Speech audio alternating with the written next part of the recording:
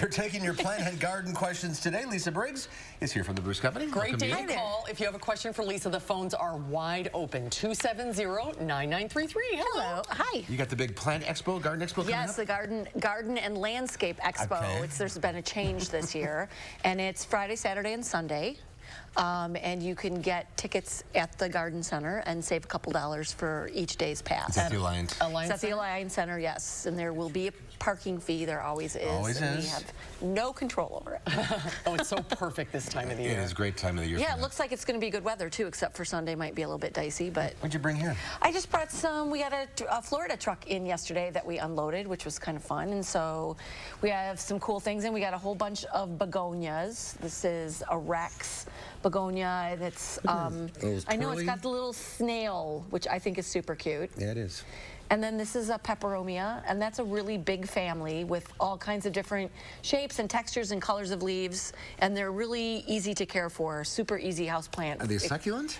Not exactly. They do have a thicker leaf, but they're not considered a succulent. Okay. And then shamrock, because it's getting perfect. close to St. Patrick's Day. Now, are these four-leaf? This is an oxalis, actually, because clover don't do well as houseplants. Oxalis usually always have four leaves, so it's very lucky. Very good. Let's get to the phones. Now they're jammed. Now they're jammed. Okay. As soon as they see you. All right, Sue in Madison. Go ahead. My question is, the Peace Rose, which celebrated the end of World War II, I'm planning on getting married, and I was wondering if the Peace Rose comes in a miniature variety. Oh, and congratulations, by the way. Yes, congratulations. There might be the best way for you to find what we would call hybrid roses that are grafted is going to be online, Sue. So I would go to like Jackson & Perkins or Weeks Roses or one of the really reputable rose companies and order it online, and then they'll send you a bare root one, which you can then pot up. All right, very good. Let's go to Linda in Belleville. Hi, Linda. What's your question?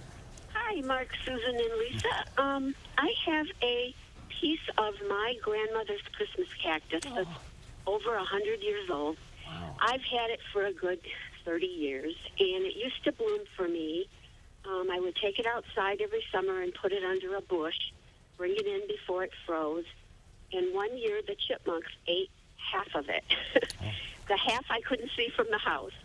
So I trimmed it all back, and I repotted it, and it's been at least maybe more than 5 years, and I can't get it to bloom.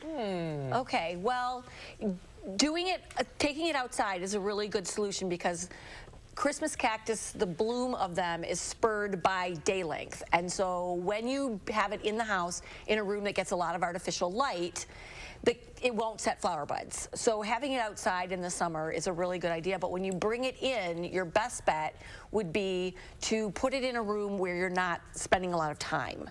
So where the lights go out, and so not a kitchen or your living room where you're watching television.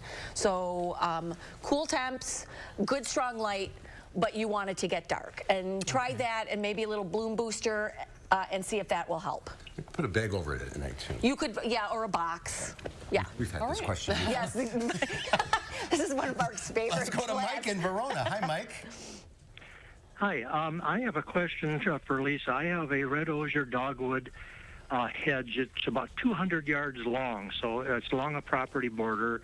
And I have a skid steer, and I know you can rent a tree shear from the local implement dealer here in town.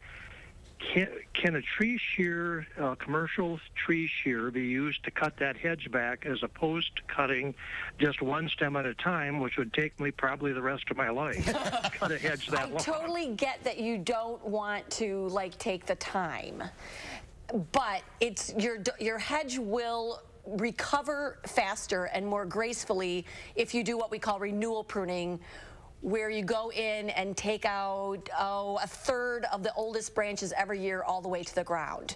So if you can take it in sections every year and get it rolling, and then every year you wouldn't have to do your whole hedge, you could just do sections. Well, what's the rotate downside through of them. just... It makes them look weird, and it takes a while for them to recover. So maybe a couple years before it would have enough energy to send up new growth from the base. which is what you would want to do. Section at a time. That's Yeah, good. I'd That's do a a good section at a idea. time. Or have a neighborhood party. There you go. Get everybody some pruners and some pizza. Yeah, good thinking. All right, we're out of time. Are you going to stay around? I can take the calls off All the right, air, yes. if you want to stay on the line, Lisa will take your calls off the air. Thank you. We'll see you next time. Thanks for calling, everybody. We'll have a final